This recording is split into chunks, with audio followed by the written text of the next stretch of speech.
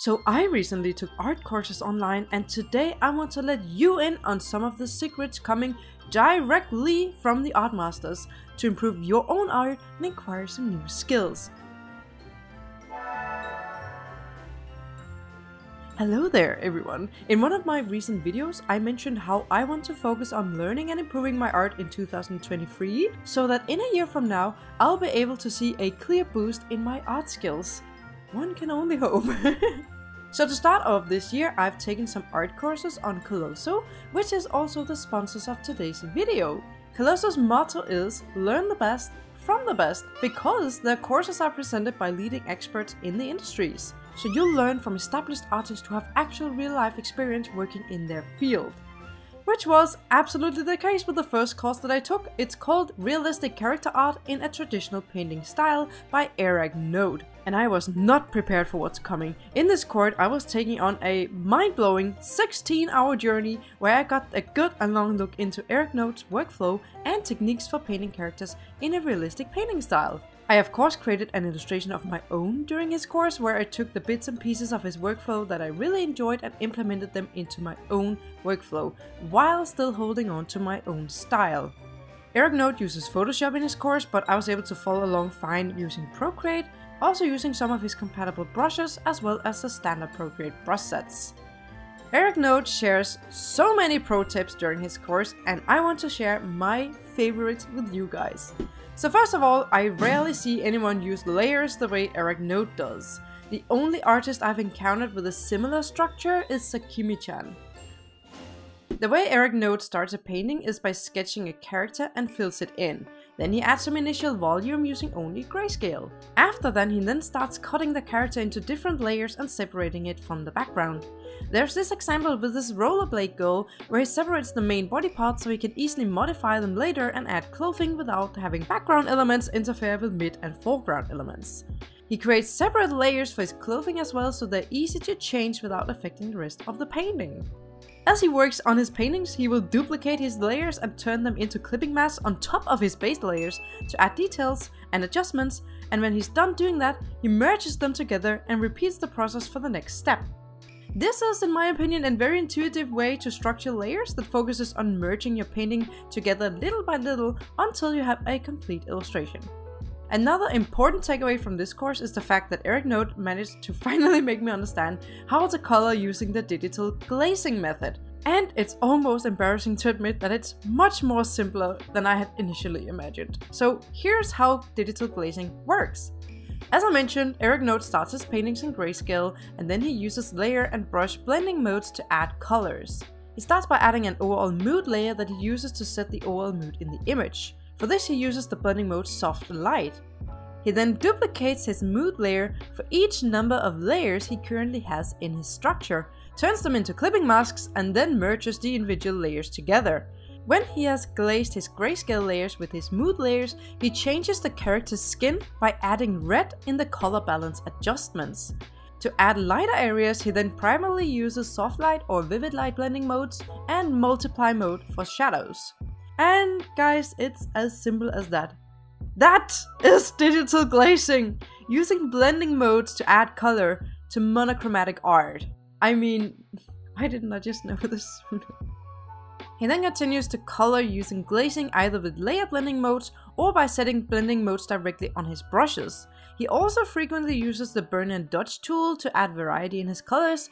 It's actually a super fun and intuitive way to color digitally, and I can only recommend trying it.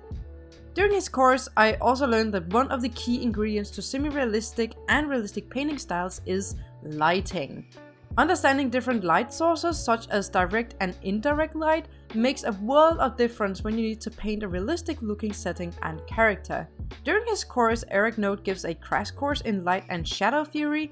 He specifically talks about how to use direct and indirect light sources to create a more realistic environment and representation of the characters in it.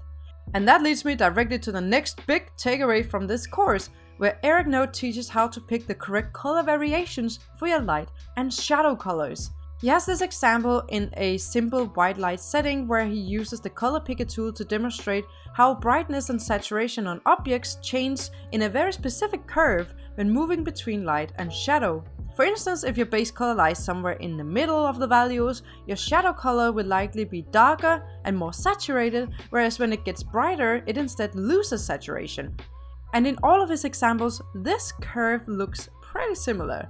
This was one of my biggest takeaway from his course in terms of theory, because it's a good rule of thumb for color picking. So if you can just remember this curve, you have a good starting point for picking colors and painting lights and shadow in a simple light setting. This course is mainly aimed for intermediate and professional artists, and even though Erak Note does introduce a lot of techniques and theory that beginners will benefit from as well, I feel like new artists will find this course a bit overwhelming. Erak Note's teaching style is very easy to follow along, and he explains his art theory and techniques with examples and demonstrations all the time. And I especially loved how he starts out by emphasizing on having fun with art, and he shares some personal thoughts on how to keep loving to draw even when it's your job. The course here is in Korean, but it has English subtitles and all the text is translated on the screen as well. And I will have to admit that I was super happy I got to take this course, and I'm already planning to take it again and go over it with another drawing, so highly recommend it if you're into this kind of style. The other class I took on Coloso was an anatomy course by Gregor Kari. The course is called A Beginner's Guide to Essential Stylized Anatomy, and I picked this course because 1. It's beginner friendly, 2. Because I love the look of his stylized characters, and 3. Because my anatomy knowledge is absolutely non-existent anymore, and I figured it was about damn time I sat down and got started so I can thank myself in a year from now. One thing that Gregor says pretty early on, but that really sticks with me, was you only need to know enough to understand basic structure. You don't have to know everything in order to create believable characters. And I feel like that's exactly what he taught me during this class: basic anatomy knowledge and demonstrations without me having to be able to name all the muscle groups. So he starts by introducing you to think of anatomy as a combination of simple 3D objects. Basically, if you can draw a box, a cylinder and a sphere in 3D space, you're all set. He then moves on to show how these basic 3D objects can help guide directions of body parts, such as turning a sphere into a head or a tilted box into hips. It ends up turning into a very basic body structure that can be used to create various poses. Throughout this course, Gregor always starts with a front, back and side view of the structure, and then he moves on to show how to apply the structure in different perspectives. He also adds body anatomy layers to his structures as he moves on. So he starts with a very basic structure in different views, and then he shows how to add the human body on top using specific anchor points on the structure as guides. Anatomy is just one of those subjects where you get better the more you practice and study it, but it does require some sort of theoretical starting point, I think. And I think Gregor Kari did a good job explaining it with his examples. After this course, I've been working on improving my own style as basic body structure, and I do feel like I've moved towards something that is more functional and anatomically correct than before. Just because your art is stylized doesn't necessarily mean that your anatomy has to look weird. There is a reason that there is a saying that goes, "You must first learn the rules so you can break them properly." This course is definitely aimed for beginners though, and it's relatively short, so I would suggest mixing it with some sort of gesture drawing course and exercises to get the most out of it. I was a tiny bit disappointed in the pacing of this course. I actually watched it sped up because Gregor talks relatively slow to my taste, and when you do that, the course feels even shorter. I wish he would have included more exercises or branched out in different character stylizations, or included these kind of illustrations from his course banner. I would still recommend his course, because what he teaches is actually really good and useful. So all in all, I feel like I've gained a lot of new skills from these courses, especially from Erak Note's course. This is actually my first time taking proper art courses, and I have to admit that it is a different experience from watching tutorials on YouTube. While both online courses and YouTube videos are great sources for learning, I think one of the big pros for taking an online art course is the depth and focus on specific topics or styles that really allows you to dig deeper and get a better understanding, if that makes sense. Personally, I'm definitely ready to try some more art courses this year in order to reach my goal and improve my art. There are so many different topics on illustration alone on Coloso, and they have actually been so kind to let me give you guys a coupon that you can use if you want to check out some of the courses yourself. You can find all the info and links in the description below. That's it for this video. Thank you so much for watching, and until next time guys, take care. Bye!